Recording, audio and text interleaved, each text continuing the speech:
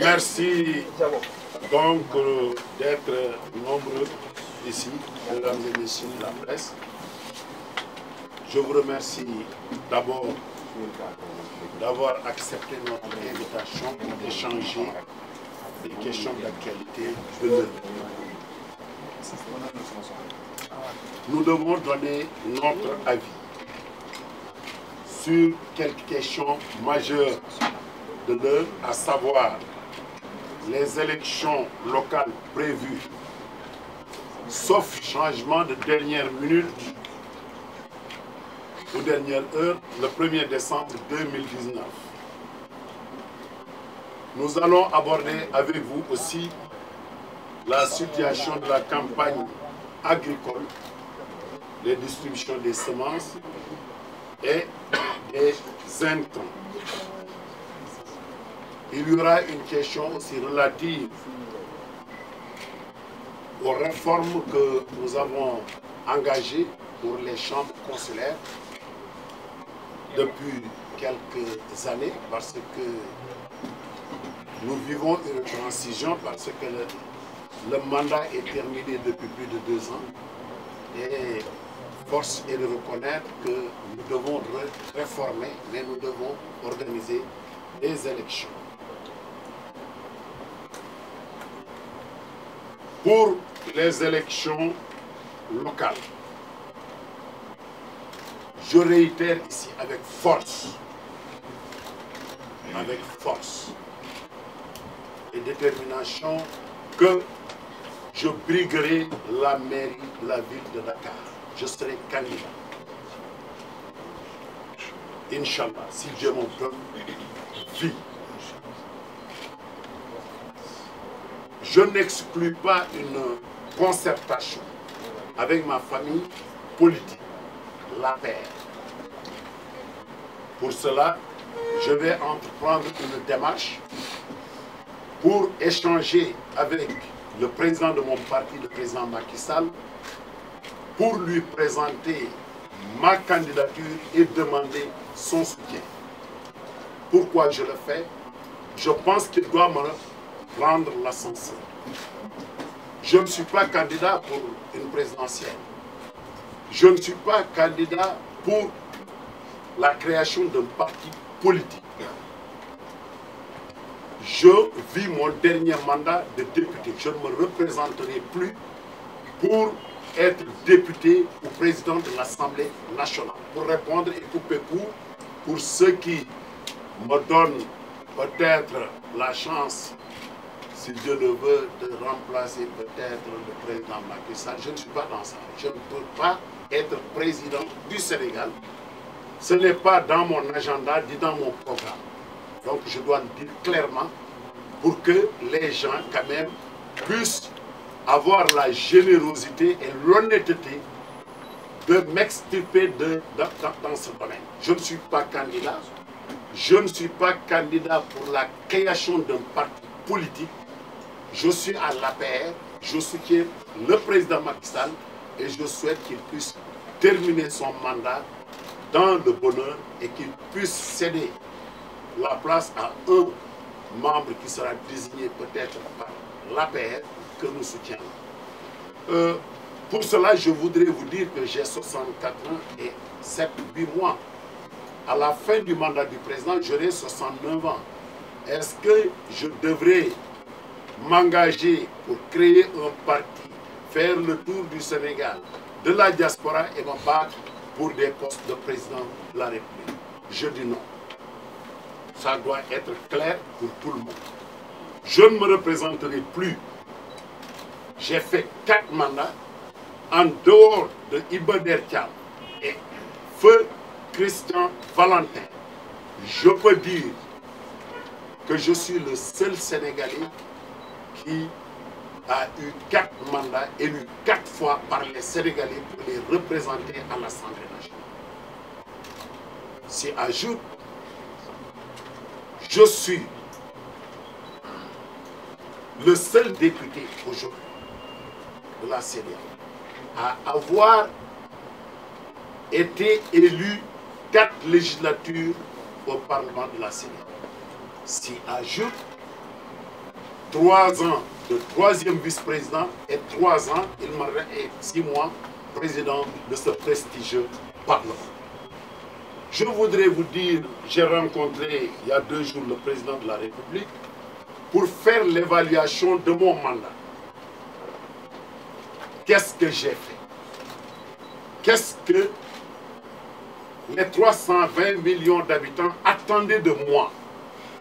Est-ce que j'avais la capacité intellectuelle, morale et ce génie de pouvoir rassembler 115 députés issus de 15 États, dont 35 sénateurs et parlementaires, c'est-à-dire Assemblée nationale d'un pays aussi stratégique que le Nigeria?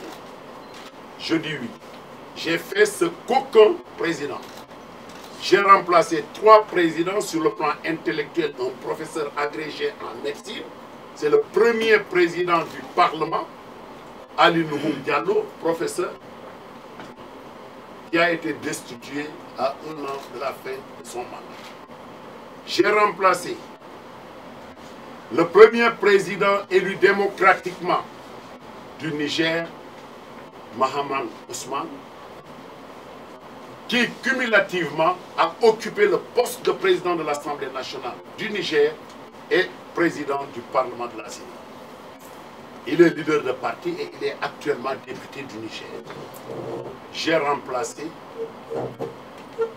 un docteur en droit, avocat de surcroît, Ike Ekeremadou, vice-président pendant 2 législatures du prestigieux Parlement du Nigeria, qui a cumulé ce poste avec poste de vice-président et qui est actuellement sénateur du Nigeria. Quand je suis élu en 2016, février, en 2016, j'ai pu réaliser, grâce à Serigne Touba, grâce au génie des Sénégalais, ce que les 3 n'ont pas pu faire en 3 législatures. Je parle à la presse, il y a des Sénégalais qui ont fait ce pas. L'acte additionnel sur le renforcement des prérogatives du Parlement, c'est mon initiative, appuyée par le président Macky Sall, bien évidemment, et je remercie au passage le ministre de l'intégration qui m'a accompagné, qui fut président du Conseil des ministres, pour l'aboutissement de ce projet fabuleux que j'ai porté, je me suis battu, et à l'unanimité, les chefs d'État l'ont adopté en novembre 2016, c'est-à-dire 7 mois après ma prise de fonction. Ce qui m'a permis de pouvoir dérouler un programme. Le programme, c'était quoi? C'était accélérer le processus d'intégration. Le programme avait été validé et du budget de 11 milliards que j'ai trouvé, j'ai porté le budget à 17 milliards et le budget avait été accepté par la conférence des chefs d'État. Ce qui m'a permis de multiplier par 3 les activités du Parlement. Dans le cadre de la diplomatie parlementaire, notre Parlement est connu à travers le monde. Nous sommes le Parlement supranational le plus en vue, sauf peut-être le Parlement de l'Union européenne, qui vote des lois à travers le monde, je dis.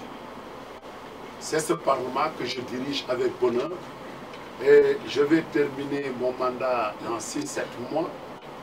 Je pense qu'en sortant de ce Parlement, j'aurai les plébiscites de tout un peuple. Je le pense bien, le Parlement. Ce n'est pas des discours, ce n'est pas je suis professeur agrégé, non. La gestion, c'est pas cela. Je suis très désolé. Donc voilà ce que j'ai fait. J'ai essayé de mettre en œuvre la vision des précurseurs de la CEDEAO. Parce que depuis 2000, le Parlement existe. Mais le Parlement maintenant est connu de tous.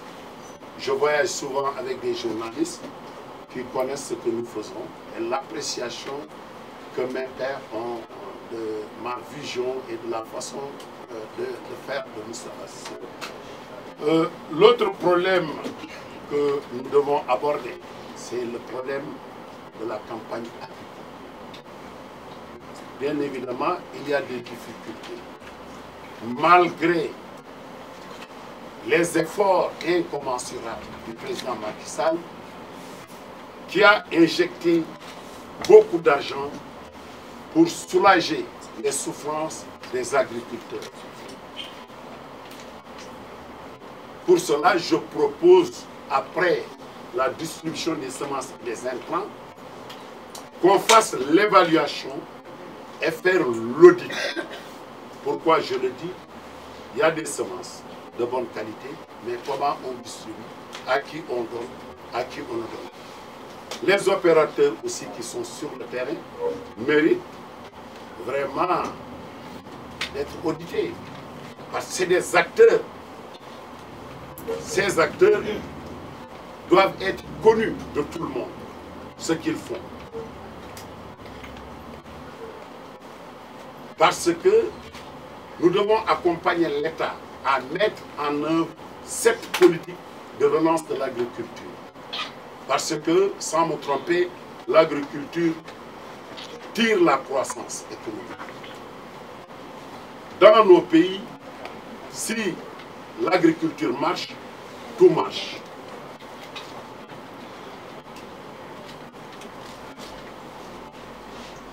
Je dois m'appesantir sur les élections locales. J'ai dit tantôt que je déclarais ma candidature, mais je pense que les journalistes, les citoyens ont leur mot à dire du mode d'élection des maires. Les maires ne sont pas élus directement au suffrage universel. C'est une élection indirecte. Les élections, c'est on élit les conseillers municipaux. Je pense qu'il est grand temps que, au départ, les populations qui votent puissent connaître qui est le candidat. Et je pense qu'il y a un dialogue national qui est ouvert. Vous devez vous impliquer, vous les journalistes,